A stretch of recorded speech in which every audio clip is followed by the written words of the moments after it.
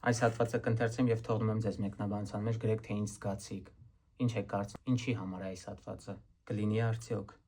որ բազմախորտակ տապանամարմնից տեսնեմ նորոգված, պիտի նկատեմ ողբալի հոգուց փշրված նավը ողջացած նորեն։ Արդյոք կլինի, որ բաժանվածս մեծ տարածությամբ դարձյալ միանամ։ Կտեսնեմ արդյոք սիրտս վշտագնաց ու բազմաթախից նորից բերկրելիս։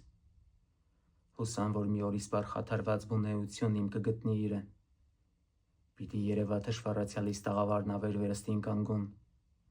Կլինի մի օր տարամերժ գերից նորից ազատված։ Լույսի շնորհիվ ընկածս արդյոք կարող է հուսալ, որ կկազդուրվի։ Պիտի ցույց տաս ինձ ողորմածաբար այնքան հարազատ պայծառությունը վայել չանքներիդ։ Արդյոք երբևէ պիտի երևա ամենատխուր հոգի ժպտերես։ Կլսեմ գուշկան ձայնի փոխարեն թշվառից հասնող ավետիքի լուր։ Կտեսնեմ արդյոք իմ բյուրակործան ջարդված անոթը վերանորոգված։ Մտքիս աչքերը պիտի նկատեմ պարտամուրհակս պատռված մի օր։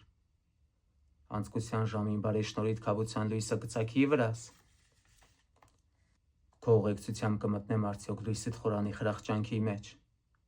Ըստ Եզեկիելի կկենդանանան ցամաքած անկյանք ոսկորները զգոս։ Զորացած դարձով բանական շնչից կլինի արդյոք, որ նորից նայեմ քո սուրբ տաճարին։ Հանց գետի պորտից մարգարեն գոչեց. Ես որ կանգնած եմ դեմդ լուսամերժ ամոթահար։ Խավարասնունդ մտնածիս վրա կծագի արդյոք պայծառ առավոտ։ Տագնապահարս հավերժասառույց, կարող եմ հասնել գարնանամուտին։ Կտեսնեմ առածողն անձրևային հոգուս արոտը կանաչազարդող եւ գազանակուր ոչխարը զմերժված։ Կմտնեմ արդյոք նորից գթառատ կամքիդ հոտի մեջ։ Եվ այսպես չարի որոգայթները ըստ Հոբի խոսքի անելանելի պաշարել են ինձ։ Եթե ցույց տրվի բարերար կամքի լույսն ողորմության, եթե գթության դռներդ բացվեն, եթե ծավալվի ճաճան չփարքիդ, հայտնվի ձեռքիդ խնամքը գթած, տարածվի կենացորն արեգակիդ, բացվի եղձալի դեմքն առավոտիդ, թե աղբյուրանա առատությունը մեծիդ քաղցրության, վտակն արարչիդ կողերից հոսի, ցայտի կայլական ապակ սիրուտ, շնորհիդ խոստման ծագումն երևա, ծաղկի կենսատու ծառը պարգևիդ, բաշխվի մասունքը մարմնից սրբազան, եթե արծարծվի հույսը առկայծուն, լսվի ընդհատված ձայնը ողջույնիդ, եւ քո հեռացած խաղաղությունը դարձյալ մոտենա, այդ երանելի վիճակով այն ժամ, զինված հաստատուն հույսով հավատով, ապավինելով հավետ սուրբ հոգուդ, որը պաշտվում է բարձյալ հորդ հետ, ու քաղցր ձայնով փառաբանվում է լույսում անմատույց, ես մեղապարտս կստանամ եւ կյանք եւ երանություն քավությամբ հանդերձ, եւ դրանք իմ մեջ կպավեն որպես անկոր ու ստավանդ, առհավատ չէ եւ ստույգ իշատական մահության քո անեղծ պարգևի, անճառ ահավոր հզոր միայն սուրբ, անձնավորու մտանքնին անհազ եռյակ տերության, որ իսկության մեջ բարձր ու հարակա, թագավորում ես պսակազարդված,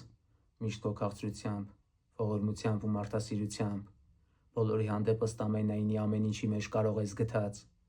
քեզ վայելում է փառք եւ այս կյանքում եւ հանդերձյալում մշտնջենական մեծ օրհնայտնության, Հավիտյանս ամեն։ Նարեկացին իր խորտակումը հոգու, այսինքն իր հուսահատության մեջ ընկնելը նավակի օրինակով էր բերում։ Մեկ ուրիշ հատվածում էլ ասում է. խոսում են ինձ հետ, բայց չեմ իմանում, ձայն են տալիս ինձ նույնիսկ չեմ զգում, աճապարում են չեմ ելնում մարտի, սազիր կուրքերի նման թափուր են բարի մտքերի ներգործությունից, այսքան մի վիճակի մեջ եմ, որտեղ ոչինչ չեմ կարողանում անել, էներգիա չունեմ, բարի մտքեր չունեմ, այսքան նեգատիվ մտածողության մեջ եմ, այսքան խատիկ դեպրեսիայի սիմպտոմներն է նկարագրում։ Ու այս հատվածն էլ, որ ուշադիր լինեիք, տեսնեիք, որ անընդհատ դեպրեսիվության նշաններ է, հուսահատ մարդու մասին էր, որի մեջ Հոբի մասին էր նաև, Հովնանի մասին էր, ում կետը կուլ տվեց 3 օր։ Ինքը օրինակներով այդ ամենն է ասում։ Սիրտս տխրել է, սիրտս թախծած է, լույս չեմ զգում, չեմ տեսնում, արդյոք կգա այդ օրը, որ վերջապես ամենատխուր հոգի ժպտերես կդառնա։ Դեպրեսիվության ժամանակ ինչ է մարդու ներսում խավար ոնց որ լինի,